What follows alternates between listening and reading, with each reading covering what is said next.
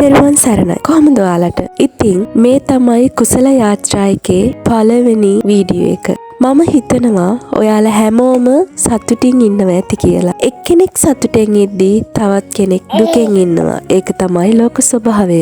ඉතින් මේ තියෙන්නේ මාස 8ක පුංචි බබෙකුයි අම්මෙකුයි තාත්තෙකුයි ජීවත් වෙන තැන. කුස්සියක්. ඉතින් මේක වැස්සට තෙමෙනවා.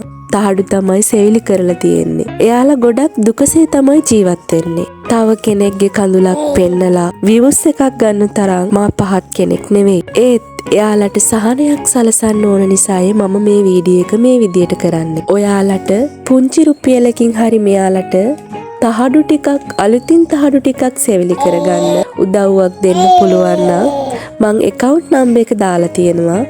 ඒකට සල්ලි දාන්න අනිවාර්යයෙන්ම ඔයාලට මං ඒක හදන සල්ලි හම්බ වුණොත් හදන රිවිව් වීඩියෝ එක ඔයාලට මං අනිවාර්යයෙන්ම අරගෙන එනවා.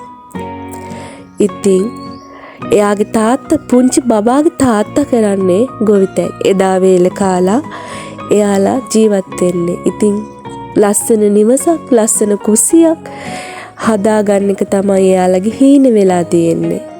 අපි ඒ හීනෙට උදව් කරමු.